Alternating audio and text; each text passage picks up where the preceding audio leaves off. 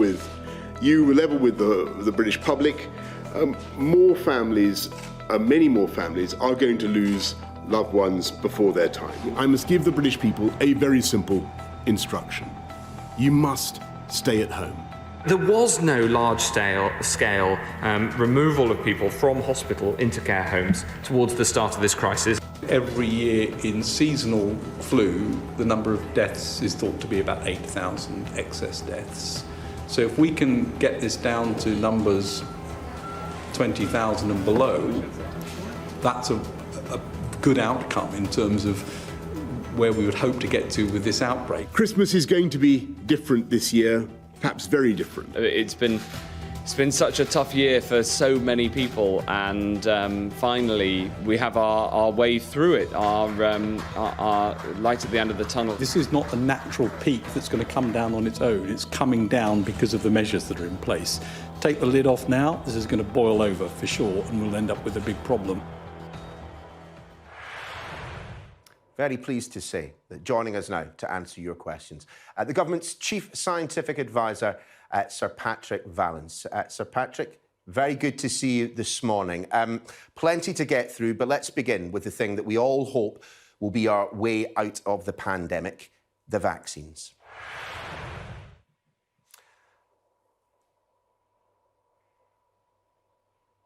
Our first question this morning, Sir Patrick, is from Tony Henley. Let's hear from Tony.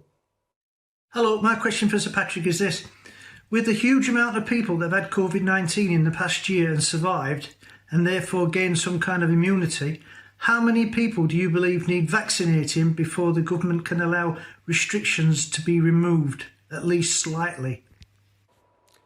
Sir Patrick, what level of vaccination required before we see those restrictions? I mean, the first thing to say is, as the questioner says, there's been huge numbers of cases, and the NHS is under enormous pressure at the moment. And I do want to start by just, again, reiterating how grateful I am, and I think we all are, to the people in the NHS working so hard to try and keep this under control, to make sure that people get the care they need. It's very difficult. It may not look like it when you go for a walk in the park, but when you go into a hospital, this is very, very bad at the moment, with enormous pressure. And in some cases, it looks like a war zone in terms of the things that people are having to deal with. So it's true that lots of people have had the disease, but it's worth remembering that when we say that, we're talking about something like 1 in 8. So it's not a very high percentage of the total population. In terms of the numbers of people that would need vaccination, it's worth just understanding what the vaccines will do. So the first thing the vaccines will do is protect those people who've had the vaccine from severe illness and reduce the chance of dying from the disease. So it's an individual protection.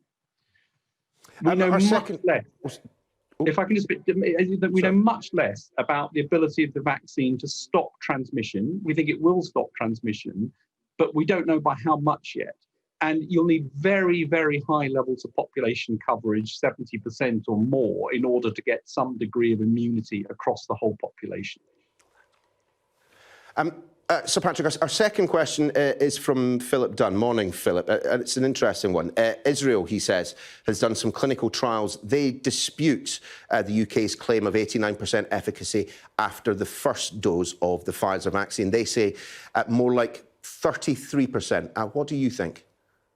Well, I think that I'll tell you what we know and what we don't know. So what we know from the clinical studies, particularly, and I'll talk about the Pfizer vaccine here, is that if you take everything from day 0, so the moment you get the vaccine, to day 28, then the overall figure is something like 50% protection. But of course, you don't expect to get any protection in the first 10 days because it hasn't had a chance for the immune system to build up.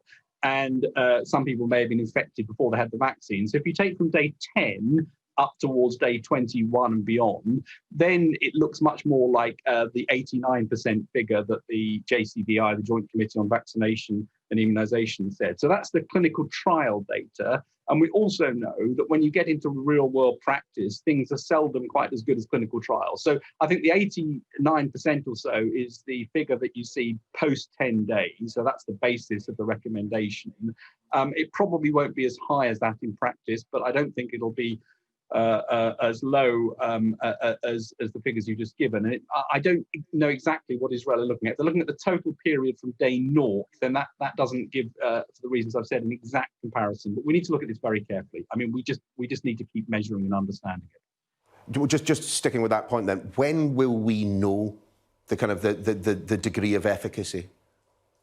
Well, I think we'll get information from Israel, we'll get information from us, we'll see what's happening in the real world. And we should expect to see more data on that over the next few weeks. And as I say, it's quite important not to assume this protects in the first 10 days, because it doesn't. And so the first 10 days, you'll expect to see infections from people who are already infected or got infection after the vaccine. It's only after that the protection starts to kick in. And we should start seeing more data on this over the next few weeks to get a better handle on exactly how effective this is in the real world, rather than in the conditions of a clinical trial. Ron from Bexley Heath gets in touch with a question again about the Pfizer vaccine. He says this: I should very much like to gain an assurance from Sir Patrick that all those who have had the first dose of the COVID vaccine, in my case the Pfizer, that they will receive their second dose before 12 weeks has elapsed. Can you provide that assurance, Sir Patrick? Well, I certainly can't provide assurance because I'm not in charge of delivering vaccines, but I know what the plan is, and the plan is absolutely that people should get their second dose in the 12-week period. That's what everything's set up to deliver, and that's the aim of the programme. Our next question from Roshan Raghavan Day, their question: why have Black, Asian and ethnic minority groups not been made a priority group for the vaccine, despite the huge numbers who have died and all the previous discussions about how people from these groups are far more likely to die from this virus? Prioritisation is clearly a problem, a difficult problem to grapple with, but the data does suggest that BAME people might need to be prioritised soon. Yeah, I think, look, there's a tragedy, and the tragedy is relating to inequality, and it's also relating to Black, Asian and minority ethnic groups, where we know there's an increased risk for sure. And the prioritisation that the JCVI has done has been based on the highest risk, and the highest risk factor for this is age. So the reason that this has been done as it has been done is absolutely based on the evidence of what the highest risk is. So get the over 80-year-olds vaccinated first, those in care homes, the people who are caring for them, because that's how it spreads, and then come down the age range. I think it's crucial, and this is really, really important, that as we do that, very special care is taken to make sure that those groups that have been mentioned are targeted to come forward, to make sure that we get people vaccinated. It's really important that group gets vaccinated. Then as you get down the age groups and as you get down towards the 50-year-olds in due course, that's when JCVI and others will have to look about what the other criteria are that need to be taken into account. But I think my message today is everybody in the age groups that is eligible for vaccine should go and get a vaccine. Incredibly important. Encourage your relatives to do it, encourage those who need it to go out and get it. And particularly, we need to really offer the support and understanding for those groups who might be hesitant or might not understand the need or might not believe that there's a need for this. And so I think a real campaign to make sure we reach those harder to reach groups is crucial if we're going to get on top of this. Denise O'Sullivan in North London is perhaps speaking for a few people this morning when she asks this.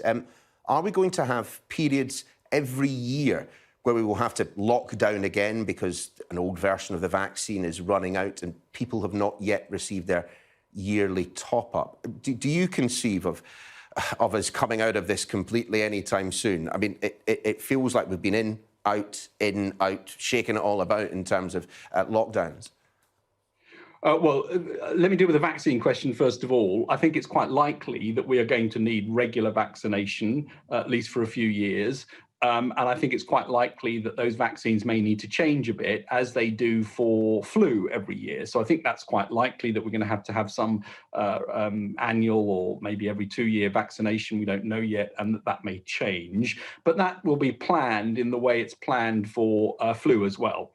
I think coming this winter, a lot will be better because the vaccination will have been rolled out across a very large proportions of society. And hopefully, if we can really bring the numbers down now, and with test and trace and isolate system in a much better place, that will lead us into a much better position in the summer and then going into next winter.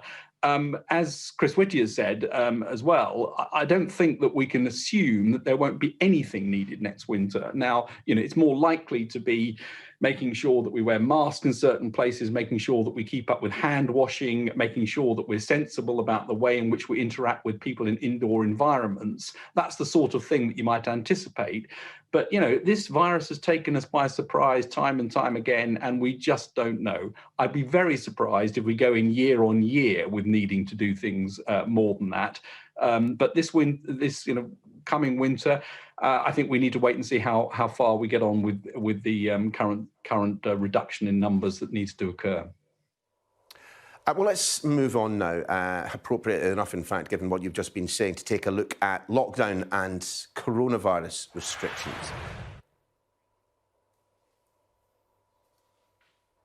I mean, Sir Patrick, you will be as aware as anyone that there has been a degree of scepticism around face masks. Joe Quinlivan asked the question, just how much protection do face masks actually offer us? Well, this is still something of an unknown to put an exact number on it. What I think is clear is that face masks are most effective at preventing spread from the person wearing them. So they're useful to stop people who might not know they have the disease, who may be, of course, asymptomatic, because you shouldn't be out and about anyway if you've got the symptoms, but asymptomatic people from spreading, from releasing it towards others. So that's where they're most effective. They have some effect at preventing you from catching it from others as well. It's not the biggest effect. So, I mean, it's important and we do need to do it. And every little counts in terms of making sure that we get on top of this. But we can't put an exact number on it. So face masks are an important part of this. They're important in conditions where you're going to be potentially with other people that you don't normally mix with. Important where you're in indoor environments where the spread is greater, important where there's crowding, and they will be an important part of managing this going forward. And it's worth just saying that, we look at vaccines, which are going to be so important in the long run.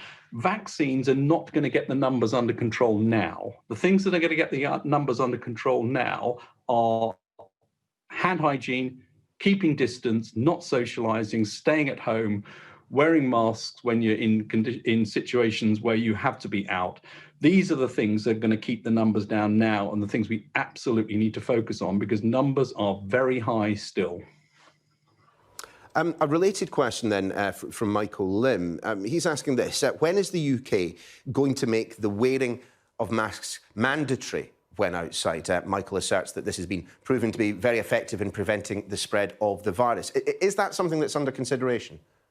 Well, I think the advice that we've given, obviously these are decisions for ministers, the advice we've given is that face masks are most useful in indoor environments, mixing with people you don't normally mix with. They can be useful in outdoor environments where there's crowding, but frankly, there shouldn't be crowding. So that's the thing to try and get on top of.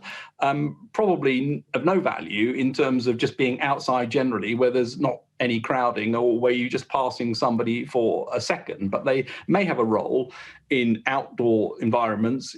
One might think of something like an outdoor market where there's crowding. That is somewhere where I think people should wear face coverings. But I say the really key thing is avoid crowding. I mean, we've got to try and stop people from having contacts. We've got to ourselves take responsibility. And I will say that I think the vast majority of people are really doing a great job of taking this seriously and making sure that we follow the rules. And that's the key thing. We're in this together, and we have to make sure we all do it because we're protecting each other. Of course, Sir Patrick, lots of us over the course of coronavirus have struggled to see older relatives. For those who have older relatives in care homes, it has been even more difficult. Holly Bentley asked this question.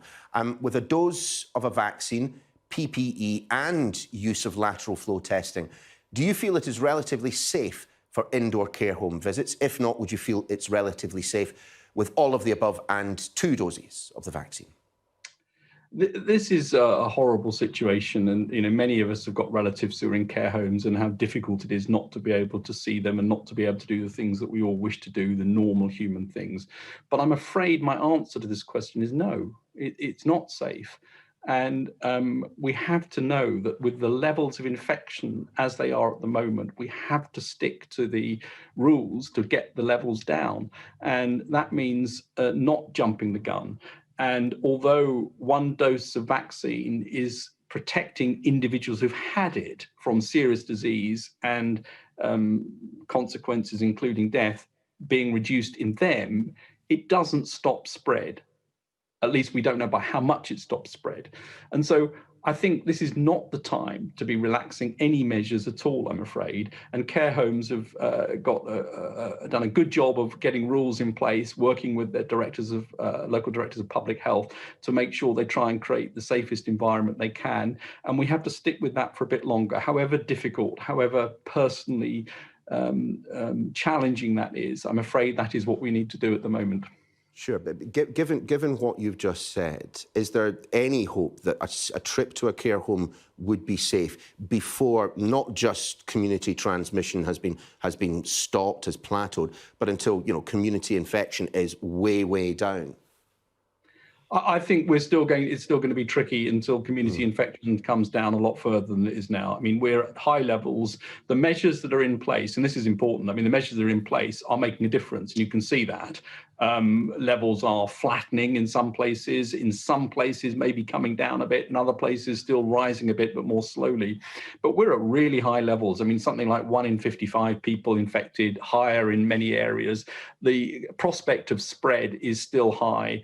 And I'm afraid this is absolutely not the time to be talking about relaxing measures. And the vaccine rollout is critical. We've got to get on top of that, but we're not there yet. We're at the early stages of that.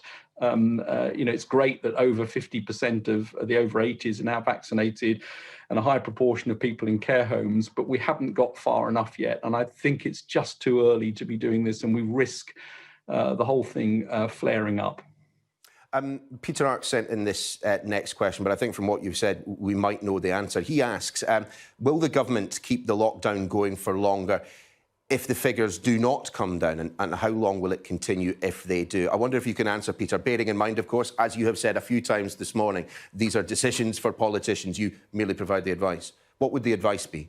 Well, the advice at the moment is, vaccines are not going to do the heavy lifting for us at the moment, anywhere near it. This is about, I'm afraid, the restrictive measures which we're all living under and carrying on with those. And the numbers are nowhere near where they need to be at the moment. They need to come down quite a lot further. We need to make sure we stick with it. I'll reiterate something I said at the beginning. You go for a walk in the park or something, life looks normal. You go for a walk in a hospital, if you work in a hospital, you will see life not looking normal at all. This is a really difficult, dangerous situation we're in, and we need to get the numbers down. So I don't see a release of these measures as being a sensible thing to do in the short term. Clearly, one hopes that as the numbers do come down with the measures and as the vaccine takes hold, it will be possible to start a gradual release of some of the measures. But I think it's important to recognise this is not going to be a sort of big bang, great, take the lid off, everything's fine, we can all go back to normal. This is going to be a slow release, monitoring carefully, understanding the effects. Next, Sir Patrick, just a few questions asking whether or not the UK could have handled some parts of this pandemic better.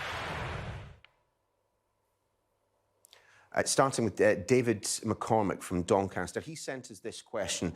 If you could head back to March 2020, what measures would you recommend to the government, knowing then what you know now? Yeah, it's a great question. And, we will have got some things right and some things wrong. And we've learned a lot as we've gone through this. And we know a lot more about the virus today than we did then, for sure. I think there is a very simple series of recommendations, which, I've been pushing continuously, and I've continued to do so, which is The lesson is go earlier than you think you want to, go a bit harder than you think you want to, and go a bit broader than you think you want to in terms of applying the restrictions. I'm afraid that's a grim message, but that is what the evidence says. You've got to go hard, early, and broader if you're going to get on top of this. Waiting and watching simply doesn't work.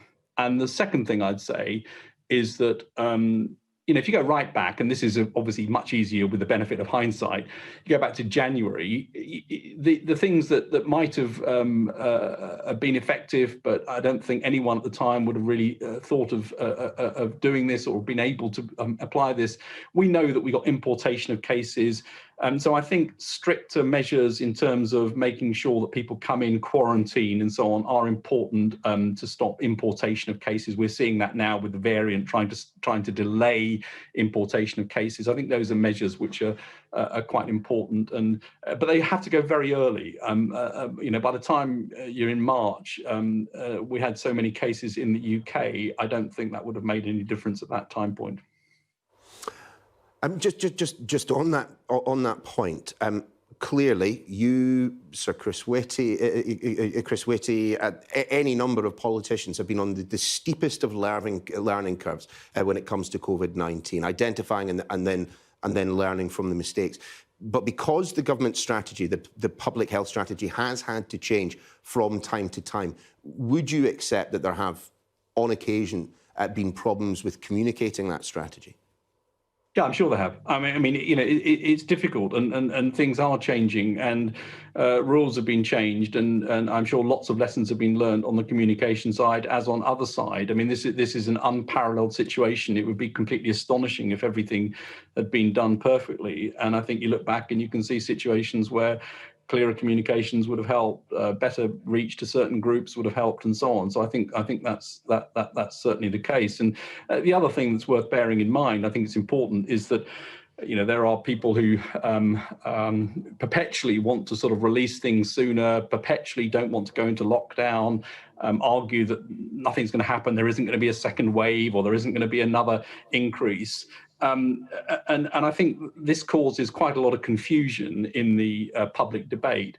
And it's worth remembering the definition of insanity by Einstein, which is doing the same thing over and over again, expecting for a different outcome. And I think the lesson is every time you release it too quickly, you get an upswing, and you can see that right the way across the world. I mean, you've got to be consistent with this stuff. Finally, Sir Patrick, let's do what all scientists love doing and get out the crystal ball and have a quick look into the future, but specifically, of course, the future of the pandemic. Our first question comes in video form from Abid Zaman. Let's have a listen. Once the whole country is vaccinated around the summer, if a new variant enters the UK from overseas and doesn't work against the vaccine, will the whole population need to be vaccinated again from scratch? And if so, how long will it take? A new variant demanding a new vaccine. Your thoughts? Well, first of all, on the variant that was first identified in Kent, I think we're increasingly of the view that variant will be susceptible to the vaccine and to previous immunity. The studies are all pointing in that direction, so I think that's good in terms of vaccine effect. For some of the others that are popping up around the world, and they will continue to pop up, we've still got some question marks as to how effective a vaccine will be, and those studies need to be continued. And as I said earlier, I think it's likely that we will need to have modified vaccines in due course. I think that will be something that's going to be a regular feature of this. And fortunately, the new vaccine technologies, particularly the messenger RNA vaccines, are relatively easy to change. So you can sort of almost dial up a change. It then takes a few weeks, obviously, for that to be made and to come through. So it's not instantaneous. But I think that's what we're going to see. So I wouldn't be at all surprised if from time to time we need to get slight variations of the vaccines in order to make sure that we keep on top of this. And I think changes in the virus will occur all over the world. I mean, the viruses mutate, that's what they do. And I would expect to see more of that as we go forward. Great news, of course, about the British variant of the variant of COVID-19. But I wonder, reading between the lines of what you were saying there, whether you've seen the same research that I have about the South African variant and the potential that it does not enjoy the same level of efficacy in terms of the vaccine. Well, so at the moment, what we've got is some laboratory studies and some predictions which suggest that this may be a virus that can escape some of the immune effects of antibodies. We don't know to what degree, so it's quite difficult to interpret those laboratory studies in terms of the clinical effect that will have. We should get information on the clinical effects because vaccination's occurring in South Africa, it's occurring in Brazil, it's occurring in other places where variants may occur. So we should get some information on that. They are more worrying in the sense that they are a little bit more different in terms of how the immune system may recognize them. So it's a real issue of concern. It's something that we need to keep an eye on, but we don't have all the answers yet. And I would just caution about, the laboratory studies are not perfect predictors of what happens in the clinic. So we need to get clinical data as soon as we can.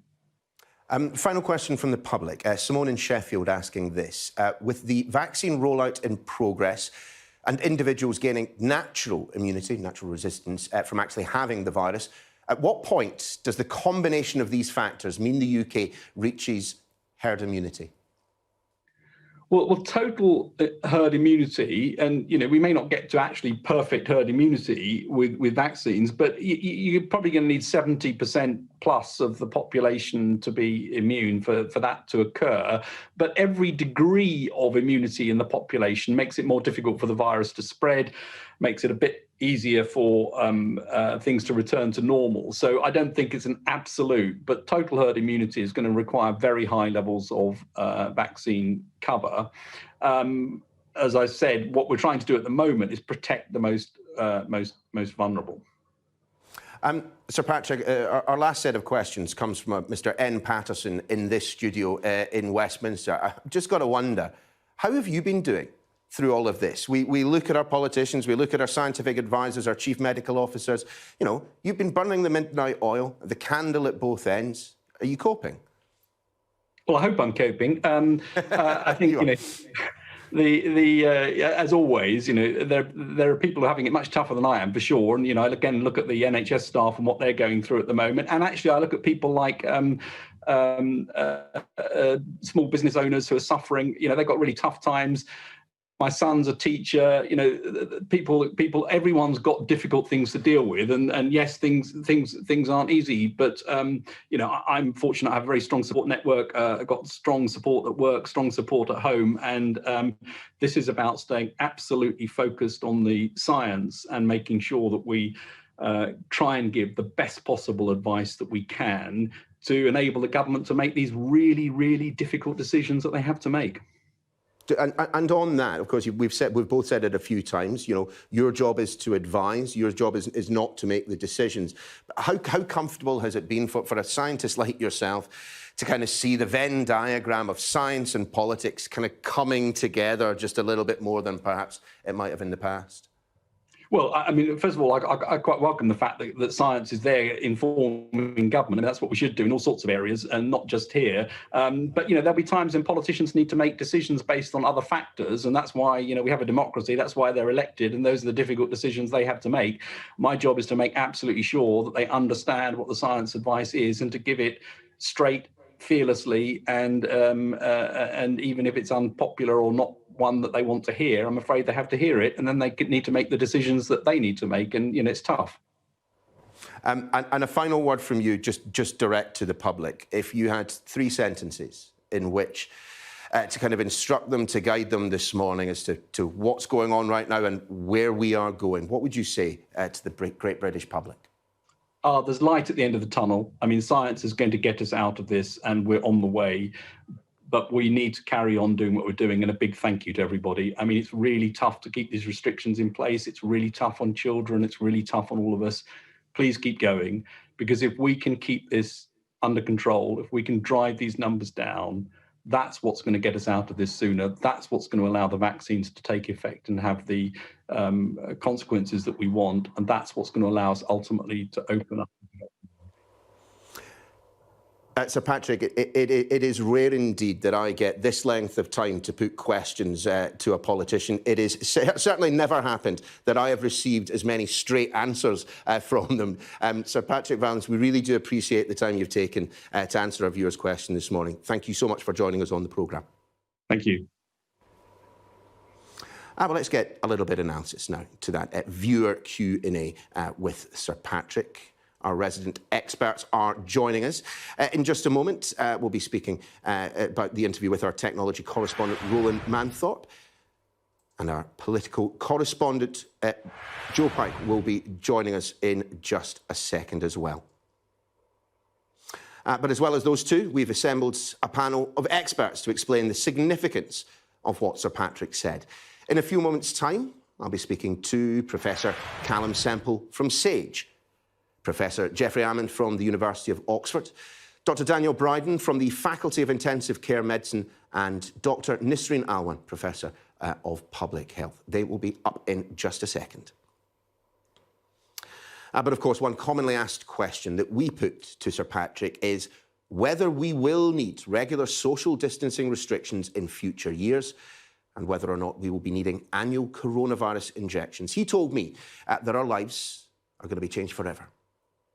I think it's quite likely that we are going to need regular vaccination, at least for a few years. And I think it's quite likely that those vaccines may need to change a bit, as they do for flu every year. So I think that's quite likely that we're going to have some annual or maybe every 2-year vaccination. We don't know yet, and that may change. But that will be planned in the way it's planned for flu as well. I think coming this winter, a lot will be better because the vaccination will have been rolled out across a very large proportions of society. And hopefully, if we can really bring the numbers down now, and with test and trace and isolate system in a much better place, that will lead us into a much better position in the summer and then going into next winter. As Chris Whittier said as well, I don't think that we can assume that there won't be anything needed next winter. Now, it's more likely to be making sure that we wear masks in certain places, making sure that we keep up with hand washing, making sure that we're sensible about the way in which we interact with people in indoor environments. That's the sort of thing that you might anticipate. But, this virus has taken us by surprise time and time again, and we just don't know. Now let's bring in our technology correspondent, Roland Manthorpe, first. Roland, if you're looking for a dose of cold, hard reality, it's the scientists that often provide it. Yeah, indeed they do. And I mean, Sir Patrick Vallance said right at the end, there's light at the end of the tunnel. But listening to him, you did get the impression that the tunnel is pretty long, and that even once we're out of it, the road might carry on after that. He was very, very clear that vaccines are not the answer right now. They're not going to bring all these cases down. They're not going to get people out of hospital. And he was quite clear, I think, that vaccines are not the answer in general. They're not going to cure the coronavirus. They're not going to stop it dead in its tracks, to use a perhaps inappropriate phrase. And that is because he said that the data tends to show that it doesn't stop spread. It doesn't stop transmission. So in other words, is that even though you might be protected from serious illness, which is absolutely great, you can still catch coronavirus and you can still pass it on.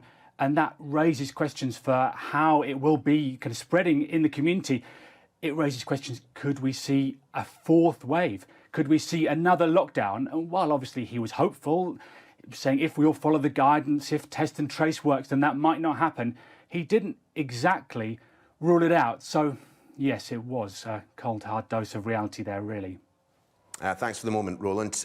We also asked Sir Patrick... we also asked Sir Patrick about what he had learned from the last 10 months of the pandemic and how he would advise the government to act in future pandemics. But before we move on to all of that, just in terms of what we were hearing about the vaccines, the different variants that are out there. Some positive news, certainly, in terms of the British variant. But, yeah, it did appear that Sir Patrick had seen the same research that I had, the South African variant, in terms of whether or not the vaccine will work, starting perhaps look a little bit more dubious. Yes, Exactly. I mean, in general, we have kind of fortnightly briefings with Sir Patrick, and he's cautious. He takes a scientific approach. He wants to see more data, but he has seen that research on the South African variant, and it is a little concerning. And then he talked about that, how we might need not only to have regular vaccinations every winter, but also that we'll need to keep changing the vaccine every winter, just like we do with flu. I mean, we can hope that it becomes more regular in the way that flu does. But of course, as we know, flu kills many thousands of people a year. Sir Patrick also reflects, I thought, very interestingly on the latest data that we've seen out of Israel. Our colleague Mark Stone was reporting yesterday that the Israeli authorities are a little bit dubious about the 89% efficacy figure that we've been given, and Sir Patrick has given, for if you get just the first dose of the Pfizer vaccine. But again, on that, Sir Patrick essentially said, we just need to wait for more data. The Israeli data comes from 14 days. He's looking at the data from 10 to 21 days. And as you can see, that's what he said we should watch out for. If you take everything from day 0, so the moment you get the vaccine, to day 28, then the overall figure is something like 50% protection. But of course, you don't expect to get any protection in the first 10 days because it hasn't had a chance for the immune system to build up. And some people may have been infected before they had the vaccine. So if you take from day 10 up towards day 21 and beyond, then it looks much more like the 89% figure that the JCVI, the Joint Committee on Vaccination and Immunisation, said. So that's the clinical trial data. And we also know that when you get into real world practice, things are seldom quite as good as clinical trials. So I think the 89% or so is the figure that you see post 10 days. So that's the basis of the recommendation. It probably won't be as high as that in practice, but I don't think it'll be as low as the figures you've just given. And I don't know exactly what Israel are looking at. If they're looking at the total period from day 0, then that doesn't give, for the reasons I've said, an exact comparison. But we need to look at this very carefully. I mean, we just need to keep measuring and understanding it. Yes, I mean, you heard again Sir Patrick say we need to look at this very carefully. We're waiting for more data. I think, just stepping back a little bit, that's a reminder. It's easy to think, oh, we've got the vaccine, we're there.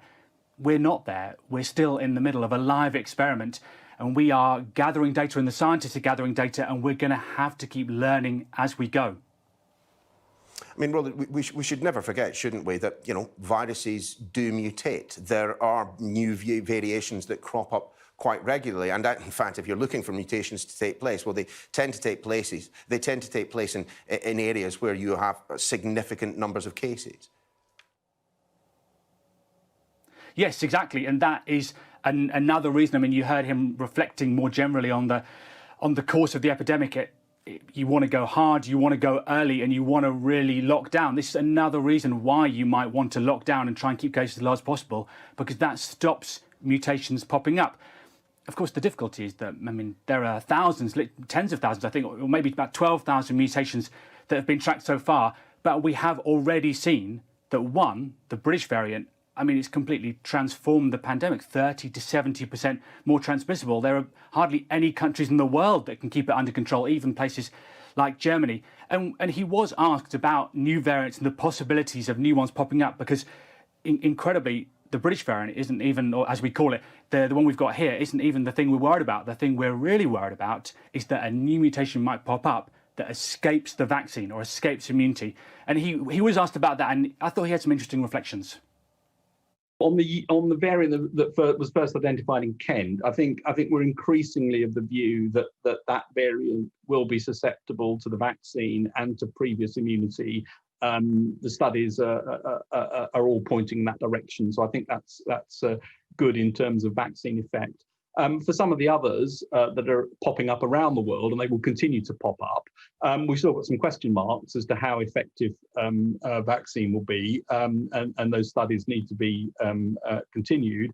And as I said earlier, I think it's likely that we will need to have modified vaccines in due course. I think that will be something that's going to be a regular feature of this. Yeah, I mean, we're going to need more vaccines. We're going to need to keep more monitoring. It is possible, he said, that some viruses might escape the vaccine. So yes, lots of cold, hard reality for us there in terms of how long this is going on. But also, I think a message of hope. As he said, science can deal with this. Science, and Sir Patrick Vallance is first and foremost a science. Science is on the case. Certainly is. Roland, thanks very much indeed. Well, we also asked Sir Patrick about what he had learnt from the last 10 months of the pandemic and how he'd advised the government to act in future outbreaks. I think there is a very simple series of recommendations which I've been pushing continuously, and I'll continue to do so, which is the lesson is go earlier than you think you want to, go a bit harder than you think you want to, and go a bit broader than you think you want to in terms of applying the restrictions. I'm afraid that's a grim message, but that is what the evidence says. You've got to go hard, early, and broader if you're going to get on top of this. Waiting and watching simply doesn't work. Our political correspondent, Joe Pike, joins us once again. There will be those who listen to those comments from the Chief Scientific Advisor saying, you've got to go harder, you've got to go broader, you've got to go earlier, and viewing them perhaps as a coded criticism of the government. Certainly, they sort of ally with what Keir Starmer has been saying in his critiques over the last few months. Of course, what's fascinating about this is that politicians don't really want to look back. Certainly, the government at the moment don't want to look back at earlier stages of the pandemic and assess what they did right and what they did wrong, although Boris Johnson has sort of said something not dissimilar to Sir Patrick in the sense that some things have gone right and some things have gone wrong. But to use this language saying earlier, harder, broader is the way to go, it almost, I think, implies that some of the decisions have not exactly fitted in with that. Of course, Sir Patrick Vallance is the chief scientific advisor. Advisors advise. He's ultimately not the person making the decision, but I'm sure we'll get a better idea of what advice was given and whether the decisions the government and Boris Johnson made followed that in a public inquiry. That will happen at some stage, and I'm sure it could be very difficult for many of those involved, especially considering Sir Patrick famously said that 20,000 deaths in the pandemic would be, quotes, a good outcome. Of course, we are now careering towards maybe 100,000 deaths. It was also interesting to hear this key message we've heard from scientists about the dangerous moment we are at. Just because there is positive news about the vaccine, that does not mean that hospitals are in a positive place. And in fact, the words that Sir Patrick used to describe the state in some hospitals was really, I think, interesting. It may not look like it when you go for a walk in the park, but when you go into a hospital, this is very, very bad at the moment with enormous pressure. And in some cases, it looks like a war zone in terms of the things that people are having to deal with.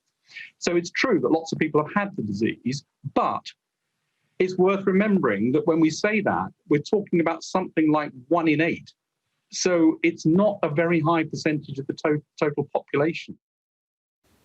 The chief scientific advisor saying that some hospitals are currently like war zones. It's no coincidence that cameras from Sky News and other broadcasters have been let into some wards, intensive care wards, in the last week or so. The government want us to see the pictures. They want us to see quite how bad it is. They don't want people just to see the positive news about vaccines and change our behaviour. Of course, this, Neil, fits with the core message of compliance, sticking to the rules and staying at home.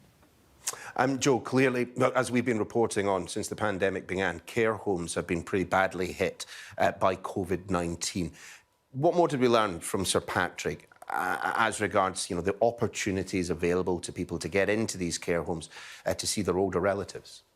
Well, not particularly good news on that point, Neil. A pretty pessimistic message, really, from Sir Patrick. There clearly are people who have relatives in care homes and are desperate to visit them ideally inside, and want to do that soon, especially if they've not seen a loved one for almost a year. But the chief scientific advisor was clear that does not seem to be possible anytime soon. It's not safe. And we have to know that with the levels of infection as they are at the moment, we have to stick to the rules to get the levels down. And that means not jumping the gun.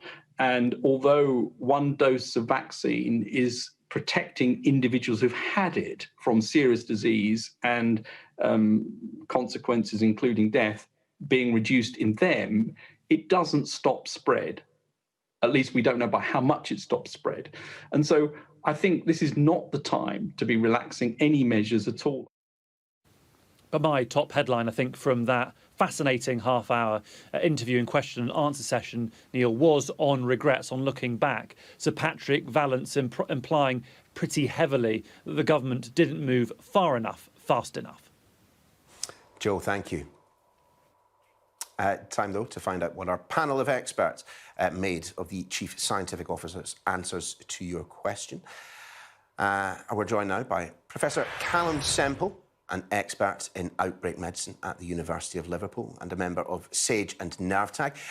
Geoffrey Almond, a professor in microbiology at the University of Oxford and an advisor to the government's vaccine task force. He was also head of research at vaccine producer Sanofi Pasteur. Dr. Daniel Bryden is the Vice Dean of the Faculty of Intensive Care Medicine and a consultant at Sheffield Teaching Hospitals. And Dr. Nisreen Alwan, an Associate Professor of Public Health at the University of Southampton. If I get ill, I'm in good company this morning. Let's turn first and foremost to Professor Semple, joining us from Liverpool this morning. Professor Semple, good to have you. Good to have you on. I wonder what you made of the statement from Sir Patrick that, you know, COVID restrictions are likely to be needed in some form next winter. I'm an independent member of SAGE and I'm speaking independently, but I would like to say that I think this is a fair and honest representation of the state of where we are at present. 1 in 8 to 1 in 10 people have had this illness, and although we have vaccinated the most very susceptible people, there are a large number of people, we're talking perhaps 80% to 90% of the population, is still susceptible to getting severe disease that would cause hospitalization and put them at risk of long COVID. So I completely agree, this is not the time to relax. Well, certainly, and again on that point, Professor Semple, when we hear from Sir Patrick Vallance that the vaccine is not going to be doing the heavy lifting at the moment, I mean, anyone who suggests that we are going to be seeing an easing of restrictions, a substantial easing of restrictions anytime soon is probably on a hiding to nothing. That's right. I think the messaging has not perhaps been even more honest would be to say that if we don't protect the NHS, what are the next structures in society that will be badly affected? And here we're talking about the ability of the fire brigade to act responsibly, the police to act responsibly, and potentially ambulances as well. Now, we already have ambulances in some parts of the country being driven by policemen. So that gives you an idea that it's not just the NHS we're talking about supporting here. Levels of sickness within society as a whole, if left unchecked, would rise and cause greater problems in society. Professor Semple, masks have been with us since the very beginning of all of this, and at times, you know, there have been a number of people who have been, you know, concerned about their efficacy or otherwise. I mean, we heard from the Chief Scientific Advisor that, yeah, they are most useful in indoor environments, of very little use if you're outdoors but not in a crowd.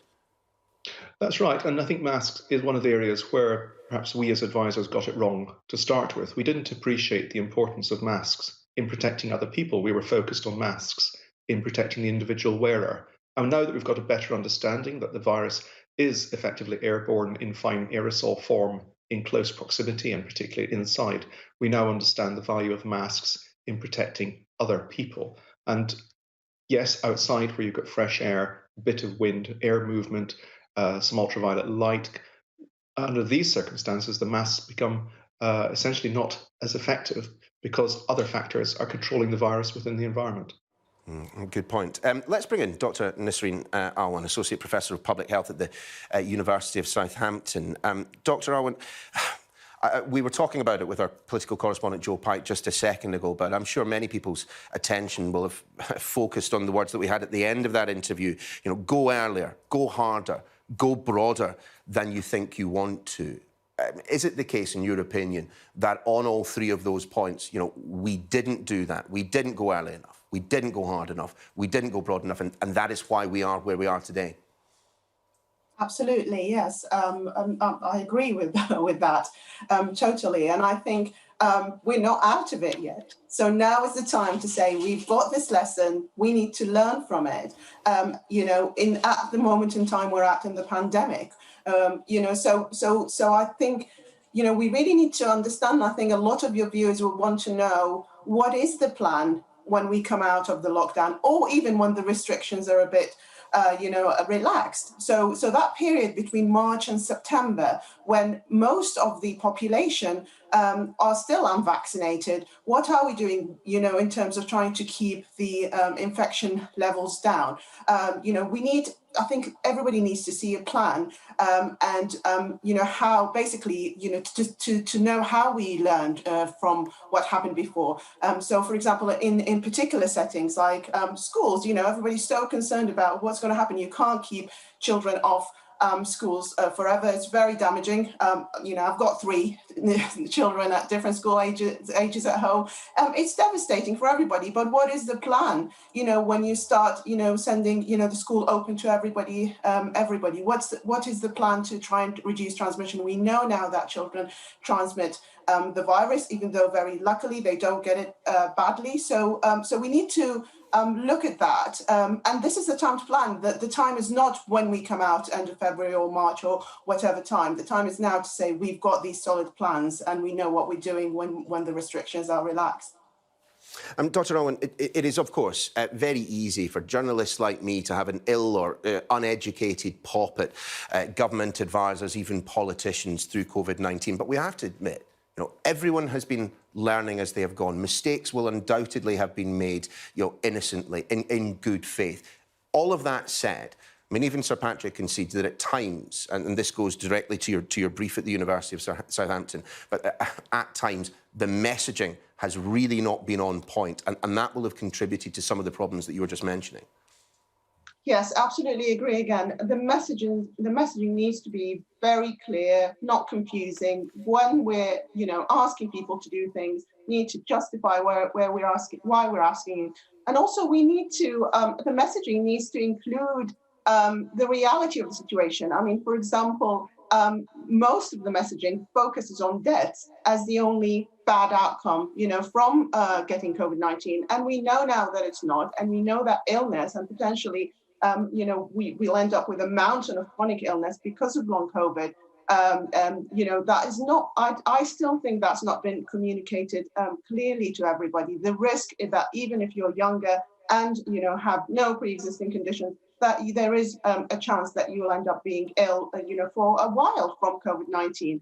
That needs to be clear. And also, we've had a recent study, for example, which was quite concerning that, people who were discharged from hospital after having COVID-19 have a high rate, or death. 12% of them died, in a follow-up period of an average of about 4 months or a little bit more. And actually, 29% of them got readmitted. They had higher, risk of having cardiovascular disease.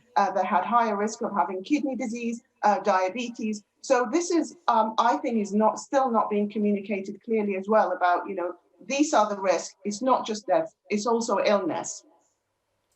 Well, let's turn to Professor Almond, visiting Professor of Microbiology at the University of Oxford, also advisor to the Vaccine Task Force. Professor, it's really good to have you on this morning.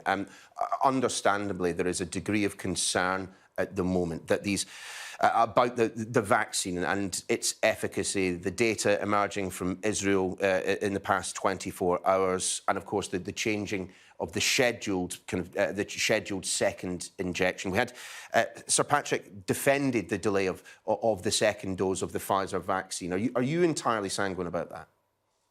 I'm reasonably comfortable. Obviously, it deviates from the recommendations of the manufacturers who developed it to be given as 2 doses with the spacing that they investigated. But we know that for many vaccines, that space between the 2 vaccines is not really a critical factor and can be significantly longer. So on the one hand, you can vaccinate more people if you don't give a lot of people 2 doses before others get any. On the other hand, of course, there is that period before you're completely protected, which is being extended by the delay to the second vaccine. Now, Sir Patrick talked about whether that first dose is really effective. And of course, we are all looking at what's happened in Israel. And he suggested that one dose might not be enough to prevent transmission. And I think that's a reasonable cautionary position to take. However, I would be a bit more optimistic and think that one dose is likely to perhaps not prevent transmission completely, but certainly contribute to the reduction of the R number. If you're vaccinated even once, you're likely to shed a little less virus for shorter periods. If you do catch it, you're less likely to be seriously ill. That reduced shedding and shorter duration of shedding all contributes to the lowering of the R number, and therefore the ongoing spread will be curtailed. The other comment I would say, and this was picked up by your technical correspondent, I think we have to be very aware that this virus might change and escape the vaccine-induced immunity, and that we might be in for a flu-like situation in the future. However, again, let's not be overly pessimistic. There are many viruses that we do control with vaccines that don't show this level of change and mutation. Flu does, but mumps, measles, rubella, polio, they don't. They don't show the variation. We control them very effectively with vaccine. We don't have to change the vaccine on a seasonal basis. And in the past, coronaviruses have not been let's say, famous for their ability to change in as rapid a way as flu does and as HIV does. So at this point, yes, we have to be cautious. We have to prepare for the possibility of change. But I don't think we need to be overly pessimistic in our messaging to the public that, you know, it's inevitable that we'll have to have vaccination for years to come and the virus will change. I don't see that as inevitable at this point. It's a possibility, but perhaps to my mind, not really the likeliest possibility. Yeah, certainly not an inevitability, and we won't dwell too much on this, but if it is the case that a new variant requires a new vaccine, in terms of the production of that vaccine, are we all the way back to square one? Do they ultimately have to start the process again, or is there work that can be built upon to speed up the process? Certainly we're not back to square one. What the world has changed in the last year, big time, in the vaccine business and the vaccine industry. It's turned out to be fairly straightforward to design a vaccine against COVID. And we're seeing different designs with Pfizer, with AstraZeneca, with Valneva, with the Russians and with the Chinese. The thing that's been lacking is the capacity to produce these vaccines made with these types of technology at great scale. And that's the thing that's taking the time. Now, if this had been a flu virus, we had the capacity there already, and because we make seasonal flu vaccines, we could have simply switched into those factories with that equipment, those supply chains, and made a lot of pandemic flu vaccine very quickly. We'd have had billions of doses by the autumn, certainly. Now, we've built this capacity, and if there is a change, we can react much more quickly next time. We have to that would be, I'm sure, that would be something that would be warmly welcomed by everyone watching this morning. Professor, we have a finite amount of time, and I do want to bring in Dr. Daniel Bryden, Vice Dean of the Faculty of Intensive Care Medicine up in Sheffield. Dr. Bryden, we heard at the very end of our interview, I thought we should probably ask Sir Patrick how he has been coping, and he says, you know, look, NHS staff are having a far tougher time of it than I am. I'm certain you'd agree with that. Yes, I think the fact that people perceive that intensive care units up and down the country are coping doesn't mean that we've actually not been overwhelmed, because we have.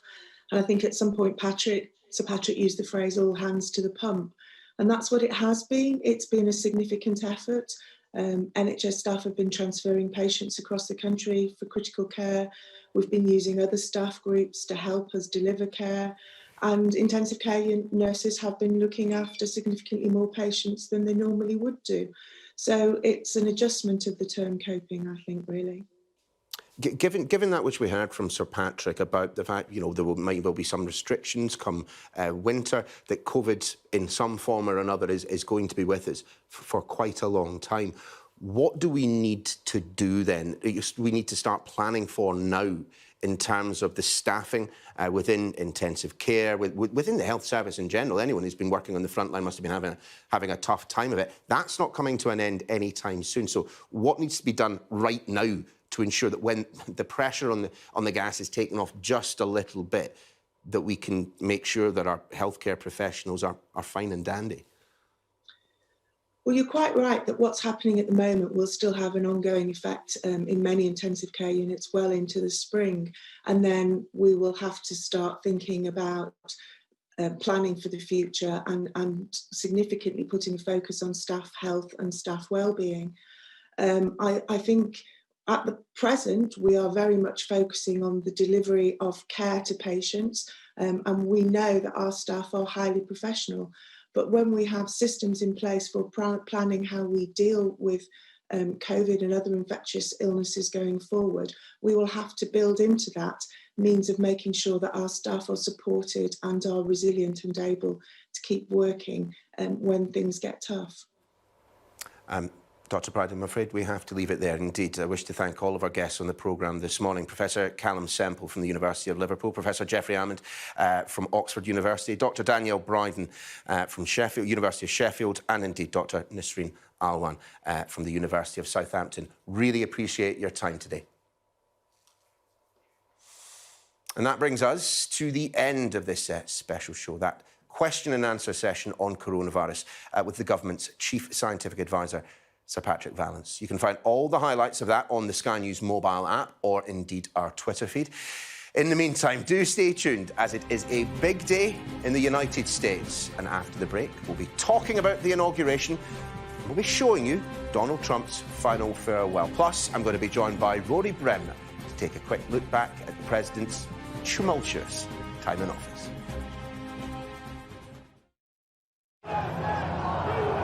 America is divided more than ever.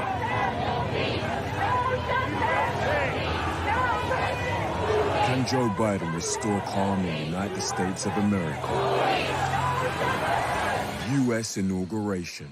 Today from 2 on Sky News.